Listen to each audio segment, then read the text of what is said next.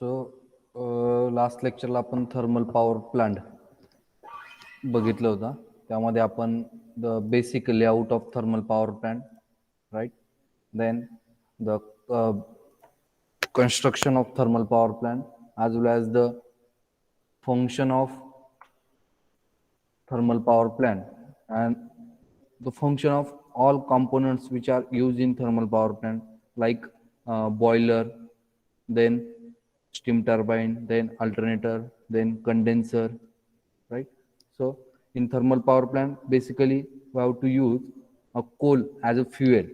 Then by using coal we have to generate the heat by burning the coal in a boiler. After that heat is converted into steam by using water. We have to use water for generation of steam. ठीक आहे, त्या हीटचं utilisation आपण steam मध्ये करण्यासाठी आपण water use करतो आणि त्यानंतर ते वॉटर आपण ती स्टीम आपण स्टीम टर्बाईन मधनं पास केल्यानंतर तिचं कन्वर्जन मेकॅनिकल एनर्जी मध्ये आणि फायनली त्यानंतर मग तुमचं त्या मेकॅनिकल एनर्जीचं कन्वर्जन आपण इलेक्ट्रिकल एनर्जी मध्ये करतो by using alternator, right. So the next plant is hydro electric power plant. ठीक आहे, हायड्रो इलेक्ट्रिक पॉवर प्लांट मध्ये आपण बघितलं जो वॉटर ज्या पद्धतीने थर्मल पॉवर प्लांट मध्ये कोल हा तुमचा फ्युएल होतो त्या पद्धतीने वॉटर हे तुमचा हायड्रो इलेक्ट्रिक पॉवर प्लांट मध्ये ॲज अ फ्युएल म्हणून आपण यूज करतो असतो. Hydro means water. So hydropower is a water power and hydroelectric power is a electricity generated using water power. The potential energy stored in a water becomes a kinetic energy. This is changed to mechanical energy in a power plant which is then turned into electrical energy. Hydroelectric power is renewable energy source. All of you know that the water is a renewable energy source. So hydroelectric power plant is a renewable energy source and the potential energy stored in a water which is converted into kinetic energy and then that kinetic energy converted into mechanical and finally that mechanical energy is converted into electricity, right? So जे काही store tank असेल किंवा water storage असेल, dam असेल, ठीक आहे, so त्या through त्यामध्ये जे काही वॉटर स्टोरेज आहे तर त्या वॉटरमध्ये जी एनर्जी असते ती असते पोटेन्शियल एनर्जी म्हणजे स्थितीज ऊर्जा. ठीक आहे, स्थितीज ऊर्जा तिचं कन्वर्जन आपण कायनेटिक एनर्जी. पोटेन्शियल एनर्जी म्हणजे काय? स्थितीज ऊर्जा. तिचं कन्वर्जन आपण करतोय कायनेटिक एनर्जी मध्ये and then that kinetic energy how to convert into mechanical energy by using water turbine and then finally that mechanical energy is converted into electrical energy by using alternator. Clear आहे? कळतंय भूषण? भूषण आवाज येतोय? Yes sir. Okay. So कुठलं पण water जे आहे जे आपण डॅम मध्ये स्टोअर केलं असतं त्यामध्ये जी ऊर्जा असते ती असते तुमची पोटेन्शियल एनर्जी. ठीक आहे, सो स्थितीज ऊर्जा आपण ज्याला म्हणतो त्या पोटेन्शियल एनर्जीचं कन्वर्जन आपण कायनेटिक एनर्जी मध्ये करतो म्हणजे गतिज ऊर्जामध्ये करतो. त्या गतिज ऊर्जेचं कन्वर्जन आपण मेकॅनिकल एनर्जी मध्ये करतो by using water turbine. Then ती मेकॅनिकल एनर्जी आपण कन्वर्ट करतो इलेक्ट्रिकल एनर्जी मध्ये by using alternator. So hydro means water. So hydropower is a water power and hydroelectric power is a electricity generated using a water power. The potential energy stored in a water becomes kinetic energy. This is changed to mechanical energy in a power plant which is tuned into electrical energy. Hydroelectric power is a renewable energy source. Then the damping of stream and rivers has been an integral part of human civilization from its early history. So the parallel this use because impounding and diverting water for upstream uses affect those who have live downstream. म्हणजे generally hill areas मध्ये चारही साईडनी जर तिन्ही साईडनी जर hill areas असेल तर त्या ठिकाणी आपल्याला डॅम कन्स्ट्रक्ट करणं किंवा त्यामध्ये वॉटर स्टोअर करणं, large amount of water store करणं आपल्याला इझिली पॉसिबल होतं. सो आपण त्या ठिकाणी मग डॅम कन्स्ट्रक्ट करून त्यामध्ये वॉटर स्टोरेज किंवा वॉटर स्टोअर करण्यासाठी जी काही अवेलेबिलिटी आहे ते आपण करून देत असतो आणि त्यानंतर मग आपण तिचं conversion by using water turbine or alternator त्याचं कन्व्हर्जन आपण इलेक्ट्रिसिटी मध्ये करतो असतो. ठीक आहे. So tell me the first point site selection factors for hydro power plant. सांगा बरं, ज्यावेळेस आपण हायड्रो पॉवर प्लांट इन्स्टॉल करत असतो, ठीक आहे, किंवा कन्स्ट्रक्ट करत असतो, तर त्यावेळेस आपण कुठकुठले साईट सिलेक्शन फॅक्टर्स कन्सिडर करू, ज्या पद्धतीने आपण थर्मल पॉवर प्लांट साठी बघितले होते. वन बाय वन सांगा बरं.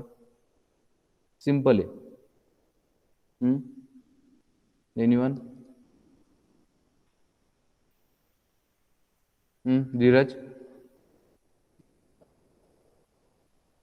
Site selection factors for hydro power plant. Dheeraj? Yes. सांग ना. फ्युएल फ्युएल काय लागतं आपल्याला हायड्रोइलेक्ट्रिक पॉवर प्लांट मध्ये? कुठलं फ्युएल लागतं? कोल. हायड्रोइलेक्ट्रिक पॉवर प्लांट मध्ये कोल कशाला लागेल?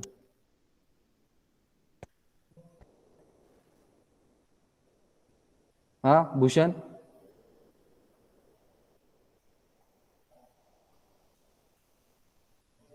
गणेश? वॉटर. वॉटर. गुड. तर वॉटर आपल्याला फ्युएल लागतं, राईट. सो मग पहिला पॉईंट आपण असं घेऊ शकतो ना, अवेलेबिलिटी ऑफ फ्युएल, बरं, availability of water, right. I am right Nikhil? Yes sir.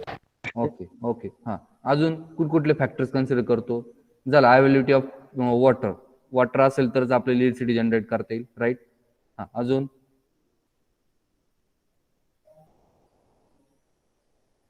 बोला बोला म्हणजे आपल्याला समजेल.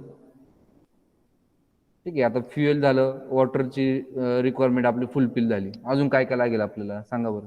Availability of land. Availability of land. Good.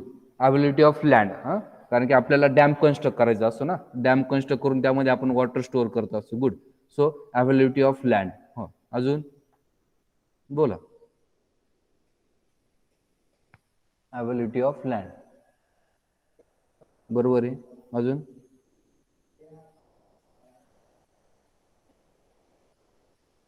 Land cost घ्यायची. लँड कॉस्ट घ्यायची. Yes or no? येस. हां, लँड कॉस्ट. हां, कमी खर्चामध्ये आपल्याला ते डॅम कन्स्ट्रक्ट करता आला पाहिजे. त्यासाठी आपल्याला काय पाहिजे की जो काही एरिया आहे त्या एरियाला जर तिन्ही साईडने जर वॉटर स्टोरेजची जर क्वांटिटी किंवा वॉटर स्टोरेजची जे काही कॅचमेंट एरिया आहे तो जर आपल्याला इझिली जर भेटला तर आपल्याला जी कन्स्ट्रक्शन कॉस्ट आहे, फक्त डॅम कन्स्ट्रक्ट करून आपण वॉटर स्टोअर करू शकतो.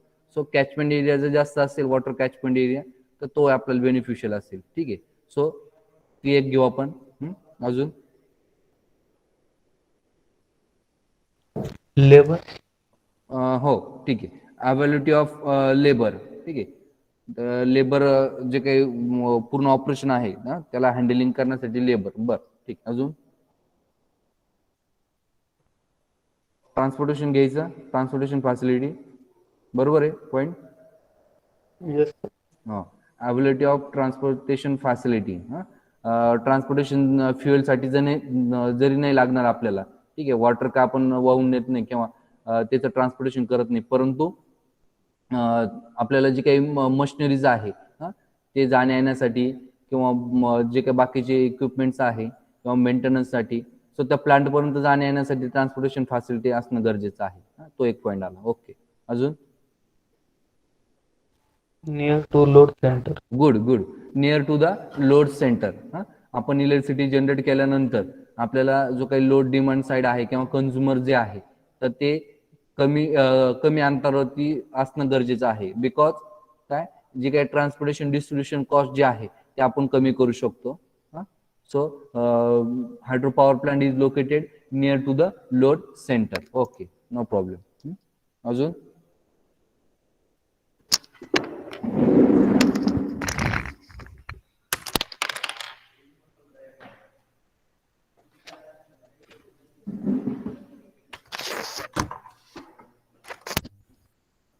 हां, बोला.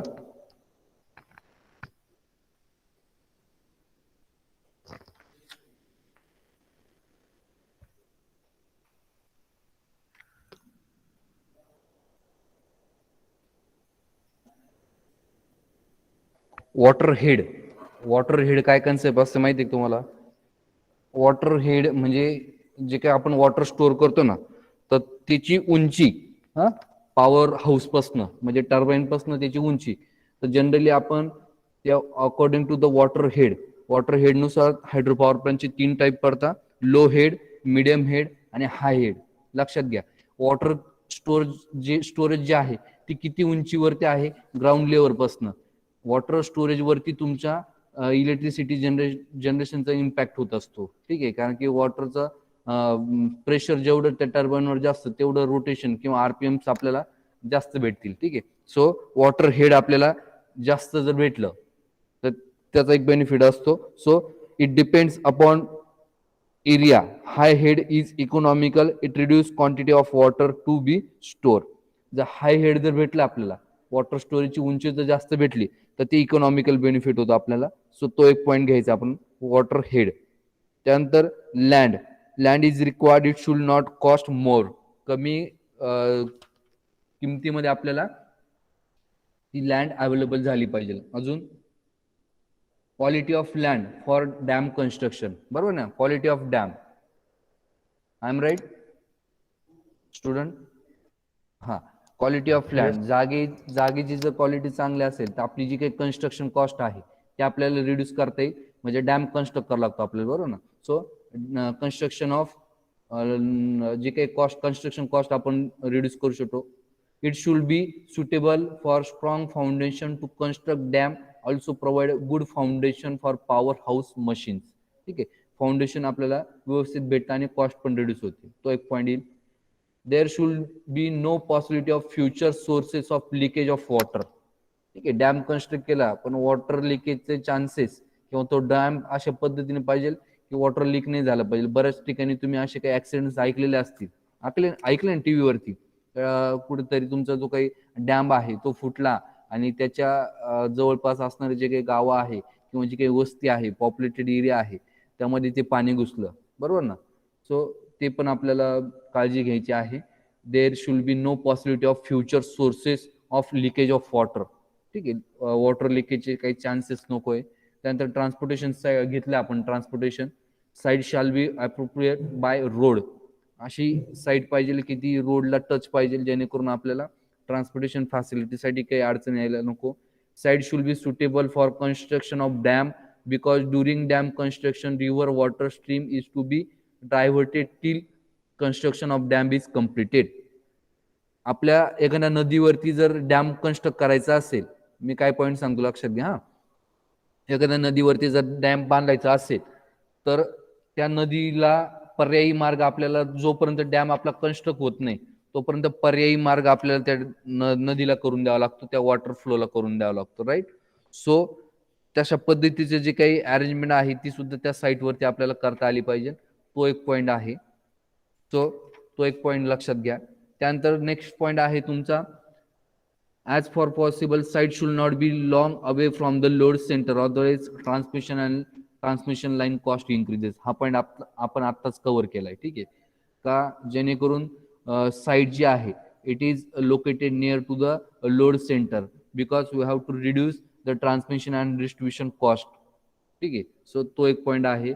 Construction material shall be available at lower distance, so save transportation cost of material.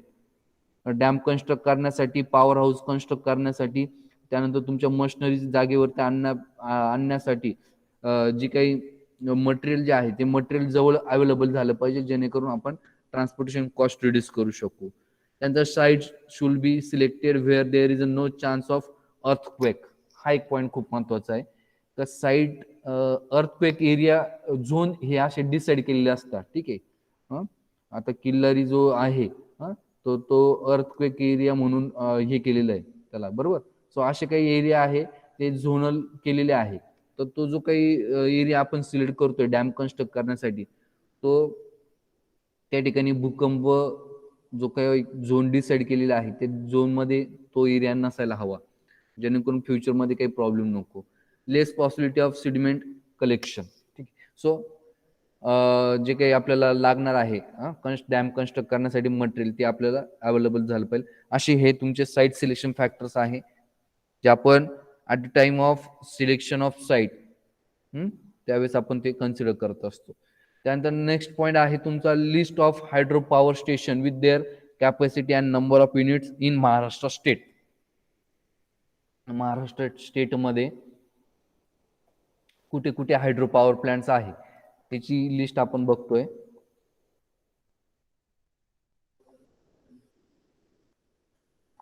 ठीक आहे, तर त्यामध्ये तुमचा जो फर्स्ट पॉइंट आहे तो आहे फर्स्ट जो प्लांट आहे महाराष्ट्रामध्ये कोयना हायड्रो पॉवर प्लांट आहे. त्याची टोटल इन्स्टॉल कॅपॅसिटी आहे 600 मेगावॅट. लक्षात घ्या, ॲटलिस्ट महाराष्ट्रामध्ये जेवढे प्लांट्स आहे तर तेवढे लक्षात घ्या. कोयनाचे जवळपास 3 युनिट्स आहे, त्यापैकी पहिलं जे युनिट आहे ते आहे 600 मेगावॅटचं. त्यानंतर कोयनाचं दुसरं युनिट जे आहे तिथे टोटल इन्स्टॉल कॅपॅसिटी आहे 320 मेगावॅट. त्यानंतर कोयना तिसरं जे युनिट आहे तिथे टोटल जनरेटिंग कॅपॅसिटी आहे 1000 मेगावॅट, 1000 मेगावॅट. ठीक आहे. त्यानंतर महाराष्ट्रामध्ये पुढचा पॉवर प्लांट आहे Vaitarna power plant, Vaitarna hydro power plant, जो आपल्याला नाशिकपासून जवळच आहे. वैतरणा हायड्रो पॉवर प्लांट तो आहे जवळपास 60 मेगावॅटचा. किती? 60 मेगावॅट. त्यानंतर भाटघर म्हणून महाराष्ट्रामधलंच लोकेशन आहे, तर तिथे टोटल इन्स्टॉल कॅपॅसिटी आहे भाटघर पॉवर प्लांटची ती आहे 16 मेगावॅट. त्यानंतर महाराष्ट्रामध्ये पुढचं लोकेशन आहे तिलारी, तिथे जवळपास 66 मेगावॅट एवढं जनरेशन होतं by using hydro power plant. त्यानंतर पुढचा पॉवर प्लांट आहे इलदरी, महाराष्ट्रामध्येच आहे, तिथे जवळपास 22 मेगावॅट एवढं जनरेशन होतं. त्यानंतर महाराष्ट्रामध्ये पुढचा पॉवर प्लांट आहे भिरा, तिथे जवळपास 80 मेगावॅट जनरेशन होतं. त्यानंतर वीर म्हणून आहे लोकेशन महाराष्ट्रामध्येच, तिथे 9 मेगावॅट जनरेशन होतं. जनरली हे जे मी लोकेशन वाचतोय ना, तर ते जे लोकेशनचे नावं आहे ते नद्यांचे नावं असतात. हायड्रो पॉवर प्लांट ज्या रिव्हरवरती बांधलेला आहे तर त्या रिव्हरचं शक्यतो नाव असतं. वैतरणा किंवा कोयना ही नदीचंच नाव आहे, त्या नदीवरती ते डॅम कन्स्ट्रक्ट केलेला आहे किंवा तो पॉवर प्लांट बांधलेला आहे, त्यामुळे ते नाव दिलेलं असतं. त्यानंतर महाराष्ट्रामध्ये पुढचा पॉवर प्लांट आहे तुमचा रत्नागिरी नाही, राधानगरी आहे.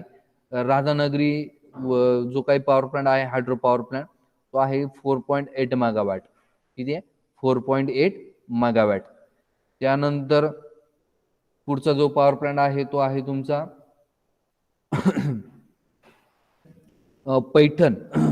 पैठण नदीवरती आहे, तर तो आहे 12 मेगावॅट. त्यानंतर पवना नदीवरती एक पॉवर प्लांट आहे, तो आहे 10 मेगावॅट. त्यानंतर पानशेत, तिथे जवळपास 8 मेगावॅट जनरेशन होतं. त्यानंतर कान्हेर 4 मेगावॅट. त्यानंतर ढोम म्हणून आहे, तिथे 2 मेगावॅट. उजनी नदीवरती एक हायड्रो पॉवर प्लांट आहे, तिथे जवळपास 12 मेगावॅट एवढं जनरेशन होतं. त्यानंतर सूर्या नदीवरती जवळपास 6 मेगावॅट आहे. वामा नदी आहे, तिथे जवळपास 16 मेगावॅट आहे. दूधगंगा तिथे 24 मेगावॅट आहे. तर एवढे हायड्रो पॉवर प्लांट महाराष्ट्रामध्ये आहे. त्यापैकी सर्वात जास्त जनरेशन आहे तेवढे प्लांट फक्त लक्षात राहू द्या.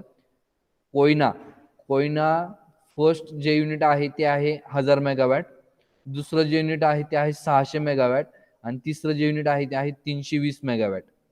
तर महाराष्ट्रामध्ये सर्वात highest by using hydro power plant install capacity आहे किंवा जनरेशन आहे तर ते आहे कोयना नदीवरती आहे 1000 मेगावॅट, 600 मेगावॅट आणि 300 megawatt.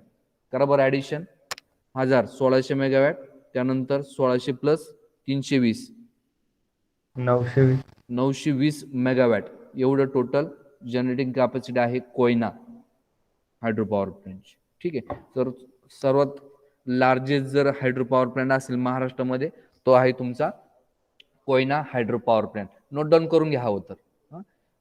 Koyna hydro power plant 3 unit आहे. पहिलं युनिट लिहून घ्या, Koyna hydro power plant 600 megawatt.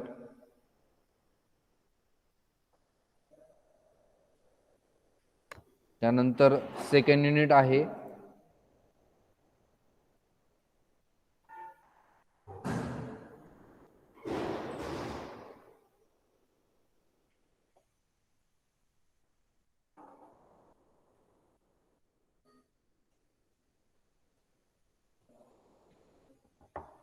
320 megawatt.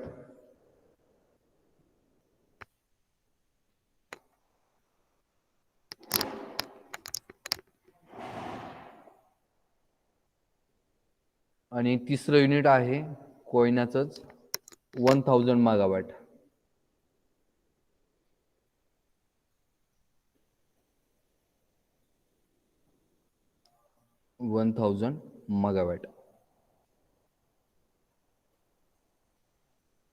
ठीक आहे. सो ही झाली तुमचे list of hydro power plant with their install capacity in Maharashtra state. ठीक आहे. त्यानंतर नेक्स्ट पॉइंट आपला आहे main components or components of plant and their role in its working. ठीक आहे. Hydroelectricity is produce in a hydroelectric power plant. In this plant, the water is released from high location. The potential energy present in the water is converted into kinetic energy, which is then used to rotate the blades of turbine. And the turbine is hooked to the generator which produce electricity. लक्षात घ्या. आपण जे काही water store केलं असतं त्याची location असतं हाय. ठीक आहे. हाय हेडवरती असतं. त्या वॉटरमध्ये असते तुमची पोटेन्शियल एनर्जी. ती उंचावरती स्टोअर केलेलं पाणी, पोटेन्शियल एनर्जी असलेलं वॉटर, आपण तिचं कन्व्हर्जन कायनेटिक एनर्जीमध्ये करतो, गतिज ऊर्जामध्ये करतो. त्यानंतर ती जे काही वॉटर आहे कायनेटिक एनर्जी फॉर्ममधलं जे वॉटर आहे ते पास करतो आपण टर्बाईनमधनं. टर्बाईनची ब्लेड आपण रोटेट करतो आणि टर्बाईनचा जो शाफ्ट आहे तो आपण कपल केलेला असतो जनरेटर शाफ्टशी.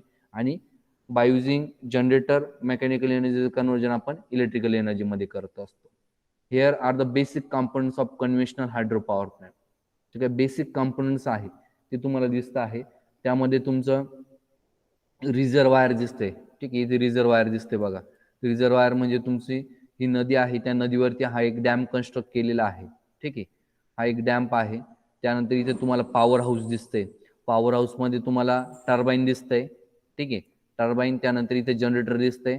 जनरेटर नंतर तुमचा हा ट्रान्सफॉर्मर दिसतोय आणि ट्रान्सफॉर्मर नंतर तुम्हाला इथे पॉवर लाईन्स दिसत आहे. म्हणजे ही तुमची ग्रीड आहे. टॉवर दिसत आहे, ओव्हरहेड कंडक्टर्स दिसत आहे. ठीक आहे. त्यानंतर ह्या रिझर्वायरवरती जिथे डॅम कन्स्ट्रक्ट केला तिथून खालून आपल्याला ह्या ठिकाणी पेन स्टॉक दिसतोय. Penstock is nothing but the pipes. Penstock is nothing but the pipes. It is a pipes. ठीक आहे. It provide the path for water. It provide the path for water. म्हणजे ह्या रिझर्वायरपासनं तर तुमच्या ह्या टर्बाईनपर्यंत water flow करून देण्याचा जो पाथ प्रोव्हाइड करतो तो असतो तुमचा पेन स्टॉक. हा पेन स्टॉक आहे. त्यानंतर इथे तुम्हाला कंट्रोल गेट दिसतोय. Control gate. आता हा कंट्रोल गेट आपण ऑपरेट करून हा जो काही पेन स्टॉक मधून जो वॉटर फ्लो होतो त्या वॉटर फ्लोवरती कंट्रोलिंग करण्याचं काम कोण करतो? तुमचा हा कंट्रोल गेट. ठीक आहे. आणि हे तुमचं इथे टर्बाईन. मग हे रिझर्वायर पासून हे वॉटर आलं तर तुमच्या ह्या टर्बाईन ब्लेडवरती येतं. टर्बाईन ब्लेडवरती आल्यानंतर तुमचा टर्बाईन रोटेट होतो. हा टर्बाईनचा जो शाफ्ट आहे तो तुमच्या जनरेटर शाफ्टशी कपल केलेला दिसतोय तुम्हाला. आणि अल्टरनेटर काय करतं? ती मेकॅनिकल एनर्जी कन्वर्ट करतं इलेक्ट्रिकल एनर्जीमध्ये. आणि थ्रू अ ट्रान्सफॉर्मर आपण ते जे काही जनरेट झालेलं इलेक्ट्रिसिटी आहे ती आपण स्टेपअप करतो. स्टेपअप केल्यानंतर ते through a grid power line through consumer एंडपर्यंत आपण काय करतो असतो? डिलिव्हर करतो असतो इलेक्ट्रिसिटी. ठीक आहे. सो ह्या रिझर्वायरमध्ये जे वॉटर स्टोअर केलेलं आहे त्यामध्ये असते तुमची पोटेन्शियल एनर्जी. तिचं कन्वर्जन आपण कायनेटिक एनर्जीमध्ये करतो बाय युझिंग पेन स्टॉक. ठीक आहे. त्यानंतर मग ही कायनेटिक एनर्जी आपण कन्वर्ट करतो मेकॅनिकल एनर्जीमध्ये बाय युझिंग टर्बाईन. त्यानंतर ती मेकॅनिकल एनर्जी आपण कन्वर्ट करतो इलेक्ट्रिकल एनर्जीमध्ये बाय युझिंग जनरेटर. अशा पद्धतीची ही तुमची basic layout of hydro power plant आहे. आणि तुम्हाला त्यामध्ये जे काही कॉम्पोनंट्स आपण यूज करतो ते कॉम्पोनंट्स पण आपल्याला इथे दिसत आहे. जे काही कॉम्पोनंट्स आपल्याला basic components of conventional hydro power plant. ठीक आहे. समजतंय भूषण? Yes, sir. ओके. त्यानंतर the main components of hydroelectric power plant. The reservoir. What is the function of reservoir? Water from a natural water body like river is stored into reservoir. This reservoir is built at a level higher than the turbine. लक्षात घ्या. Natural flow वरून आलेलं जे काही water आहे ते आपण store करतो तुमच्या रिझर्वायरमध्ये. आणि जनरली तुमचा जो रिझर्वायर आहे तो अशा पद्धतीने आपण बिल्ड केलेला असतो किंवा कन्स्ट्रक्ट केला असतो. त्याची जी लेवल आहे रिझर्वायरची ती टर्बाईन पासून उंचीवर असणं गरजेचं आहे किंवा उंचीवर असेल, जेणेकरून आपल्याला जी काही कायनेटिक एनर्जी आहे किंवा जो वॉटर फ्लो आहे तो मॅक्झिमम भेटेल. त्यानंतर dam. The flow of water store in a reservoir is obstruct by huge wall of the dam. Generally wall म्हणजे जनरल डॅम म्हणजे एक वॉल असते construction. This prevents the water from flowing and helps us harness of the energy present in it. The dam consists of gates present at its bottom, which can be lifted to allow the flow of water through them. ह्या reservoir वरती आपण एक wall construct करतो, त्या वॉलला आपण म्हणतो dam. मग डॅमचं काय कन्स्ट्रक्शन आहे, वॉटरचा कॅचमेंट एरिया वाढवण्याचं काम हा डॅम करत असतो. ठीक आहे. आणि त्या डॅम्पवरती गेट्स असतात, ते गेट्स काय करतात, त्या वॉटर फ्लोला कंट्रोल करतात. ठीक आहे. डॅमचे दरवाजे हा शब्द तुम्ही ऐकलेला असेल ना. दरवाजे उघडले, पाण्याचा निचरा केला. ठीक आहे. डॅम किंवा त्या रिझर्वायर मध्ये वॉटरची जर क्वांटिटी जास्त झाली तर त्या डॅमचे दरवाजे उघडले जातात. ऐकलं नाही हे टीव्ही वरती पावसाळ्याच्या दिवसात. Yes, sir. सो ते जे वॉटरचं जे कंट्रोलिंग आहे तर ते तुमच्या त्या कंट्रोल गेट्स वरती असतं. त्यानंतर नेक्स्ट आहे तुमचा penstock. This connects the reservoir with the turbine propeller and runs in a downward inclined manner. When the gates of dam are lifted, the force of gravity makes the water flow down the penstock and reach the blade of the turbine. ठीक आहे. Reservoir मध्ये ज्यावेळेस water store करतो आणि त्या control gate आपण open करतो. Control gate open केल्यानंतर काय होतं, जे काय पोटेन्शियल एनर्जी मधलं जे वॉटर आहे ते पेनस्टॉक मधून फ्लो होऊन कुठे येतं, तुमच्या टर्बाईनला. As the water flows through the penstock, the potential energy of water store in a dam is converted into kinetic energy. ज्यावेळेस आपण दरवाजे उघडतो त्या पोटेन्शियल एनर्जीचं कन्व्हर्जन कायनेटिक एनर्जी मध्ये होतं. पेनस्टॉक थ्रू ती तुमचं जे वॉटर आहे ते तुमच्या टर्बाईनच्या ब्लेडवरती येतं. त्यानंतर पुढचं कॉम्पोनंट आहे तुमचं turbine. The kinetic energy of the running water turns the blade of the turbine. ठीक आहे. And the turbine can be either a Pelton wheel model or centrifugal type. The turbine has shaft connected to the generator. त्या kinetic energy form मधलं जे water आहे ते तुमच्या टर्बाईनचे blades rotate करतं. Blades rotate झाले म्हणजे टर्बाईनचा शाफ्ट रोटेट होतो, मेकॅनिकल एनर्जी जनरेट होते, आणि ती मेकॅनिकल एनर्जी किंवा तो टर्बाईनचा शाफ्ट आपण जनरेटर शाफ्टशी काय केलेला असतो, कपल केलेला असतो. त्यानंतर पुढचं आहे तुमचं generator. Shaft runs from the turbine to generator. When the blade of the turbine rotates, the shaft turns a motor which produces electrical current in a generator. ठीक आहे. ज्यावेळेस तुमचा टर्बाईनचा शाफ्ट रोटेट होतो त्याच वेळेस तुमचा तो टर्बाईनचा शाफ्ट आणि जनरेटरचा शाफ्ट आहे तो कपल केलेला असतो, आणि मग जनरेटर काय करतं, त्या मेकॅनिकल एनर्जीचं कन्व्हर्जन इलेक्ट्रिकल एनर्जी मध्ये करतं. 3 फेज AC सप्लाय जनरेट करत असतं जनरेटर. ठीक आहे. त्यानंतर power lines. The power produce in a generator is send to various power distribution station through the power lines. मग ती जनरेट झालेली जी इलेक्ट्रिसिटी आहे, जनरेटरने जी इलेक्ट्रिसिटी जनरेट केली आहे ती कंझ्युमर एंड पर्यंत, व्हेरियस लोड सेंटर पर्यंत ट्रान्समिट करण्याचं, पॉवर ट्रान्समिट करण्याचं काम कोण करतं, मग तुमच्या ह्या पॉवर लाईन्स. त्यामध्ये तुमचे ओव्हरहेड कंडक्टर असतात, ओव्हरहेड टावर्स असतात, त्या थ्रू तुमच्या कंझ्युमर एंड पर्यंत ती पॉवर डिलिव्हर करण्याचं काम हे करत असतं, त्याला म्हणतो आपण पॉवर लाईन्स. ठीक आहे. जनरेटरचे तुम्हाला काही पिक्चर दिसत आहे तुमच्या स्क्रीनवरती. The heart of hydroelectric power plant is a generator. Heart, hydroelectric power प्लांटचं जो काय हर्ट आहे ते आहे तुमचा जनरेटर. त्यानंतर advantages of hydroelectric power plant. Hydroelectricity is a renewable energy source. ठीक आहे. Hydroelectricity uses the energy of running water without reducing its quantity to produce electricity. Therefore all hydroelectric developments of small and large size, whether run of river or accumulated storage, fit the concept of renewable energy. जो काही water आहे ते renewable energy source आहे, so pollution नाही आहे आणि तो आपल्याला इझिली अवेलेबल होतो असं फ्युएल आहे. त्यानंतर hydro electricity contribute the storage of drinking water.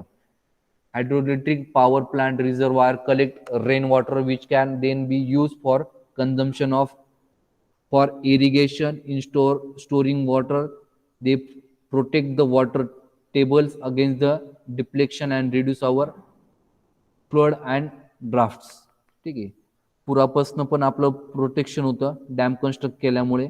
आणि डॅम कन्स्ट्रक्ट केल्यामुळे आणि वॉटर स्टोअर केल्यामुळे अजून एक बेनिफिट होतो, ते जे वॉटर आहे, ठीक आहे, ते जे वॉटर आहे ते आपण ॲग्रिकल्चर इरिगेशन पर्पजसाठी सुद्धा यूज करू शकतो. शेतीसाठी सुद्धा ते वॉटर आपण यूज करू शकतो. त्यामुळे तो एक फायदा होतो की वॉटर पण स्टोअर होतं. त्यानंतर आपण पुरापासनं पण प्रोटेक्शन करू शकतो, फ्लड्स आपण ज्याला म्हणतो, तर तो एक बेनिफिट आहे. त्यानंतर hydroelectricity means clean and cheap energy for today and tomorrow. Pollution नाही आहे, कमी कॉस्टमध्ये जनरेशन होतं आणि इझिली आपण अवेलेबल करू शकतो ते फ्युएल. ठीक आहे, with an average life time of 50 to 100 years. Hydroelectric development are long-term investment that can benefit various generation. They can be easily upgrade to incorporate more recent technology and have very low operating and maintenance cost. एकदा आपण हायड्रोइलेक्ट्रिक power plant construct केला, dam construct केला, जवळपास 50 ते 100 वर्ष आपण तो plant, त्याची लाईफ असते त्या प्लांटची. ठीक आहे, आणि जर काही नवीन टेक्नॉलॉजी आपल्याला जर त्यात ऍड करायचं असेल तरी आपण ते करू शकतो इझिली. सो तो एक बेनिफिट आहे, तो एक ॲडव्हान्टेज आहे. Hydro power is non polluting but does not have environmental impact.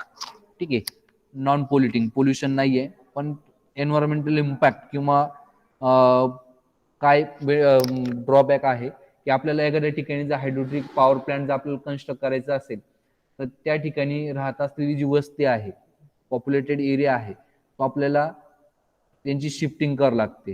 ठीक आहे, तर तो एक ड्रॉबॅक आहे. Hydropower does not pollute the water or air. बरोबर आहे, हायड्रोपॉवर वॉटर पण पोल्यूट करत नाही आणि एअर पण पोल्युशन करत नाही. ज्या पद्धतीने थर्मल पॉवर प्लांटमध्ये पोल्युशन असतं त्याच्या कम्पेअरमध्ये हायड्रो इलेक्ट्रिक पॉवर प्लांटमध्ये पोल्युशन नसतं. However, hydropower facility can have large environmental impact by changing the environment and affecting land use, homes and natural habits in the dam area. आत्ताच सांगितलं की ज्या एरियावरती आपल्याला डॅम कन्स्ट्रक्ट करायचं असतं तर त्या ठिकाणचा जो काही एरिया आहे तो आपल्याला मोकळा करावा लागतो, आजूबाजूचा एरिया आपल्याला मोकळा करावा लागतो. तर तिथलं जे काय आहे, जे काही वस्ती आहे ती आपल्याला शिफ्ट करावं लागतं एका लोकेशन पासून दुसऱ्या लोकेशनवरती. ठीक आहे, सो हे ॲडव्हान्टेजेस आहे हायड्रोइलेक्ट्रिक पॉवर प्लांटचे. कळलंय student? Bhushan, Dheeraj? Yes, sir. Okay okay. So what is the disadvantages of hydropower plant? Large civil construction required a long period for construction. आपल्याला डॅम कन्स्ट्रक्ट करावा लागतो, कन्स्ट्रक्शन कॉस्ट जास्त असते हायड्रो पॉवर प्लांट मध्ये आणि construct करण्यासाठी जो काही टाइम आहे तो जास्त लागतो. त्यानंतर installation and initial cost is much more. कन्स्ट्रक्शनसाठी लागणारी जी कॉस्ट आहे ती जास्त असते. In case of non rainfall or poor rainfall output power is less. जर त्या एरियामध्ये जर पाऊस कमी झाला तर आपल्याला त्या पॉवर हायड्रो पॉवर प्लांटमध्ये जे आउटपुट आहे ते कमी भेटते. As the plant is hilly area away from the location, the long transmission line up to receiving station involves high transmission cost. जर आपण डॅम हिली एरियामध्ये कन्स्ट्रक्ट केलेला असेल हायड्रो पॉवर प्लांट तर तो जर पॉप्युलेटेड एरियापासून किंवा लोड सेंटरपासून जर लांब असेल तर मग आपली ट्रान्समिशन डिस्ट्रीब्युशन कॉस्ट वाढते. तो एक डिसएडव्हान्टेज आहे. In comparison with other type of plant, fix charge per unit charge energy cost per kilowatt is higher. Generation cost जास्त असते का बरं? आपण इन्व्हेस्टमेंट जास्त केलेली असते. Area required is much more. जागा खूप लागते वॉटर कॅचमेंटसाठी. Reservoir submerge huge area, large population, hence create social and other problem. ठीक आहे, आपल्याला अशा ठिकाणी जर डॅम कन्स्ट्रक्ट करायचा असेल तर तुम्हाला आत्ताच सांगितलं की आपल्याला त्या ठिकाणचं जे काही पॉप्युलेटेड एरिया आहे, जी काही वस्ती आहे ती शिफ्ट करावी लागते. तर त्यामुळे काही social and other problems create होतात. तो एक डिसएडव्हान्टेजेस आहे. ठीक आहे. तर हे डिसएडव्हान्टेजेस आहे हायड्रो पॉवर प्लांटचे.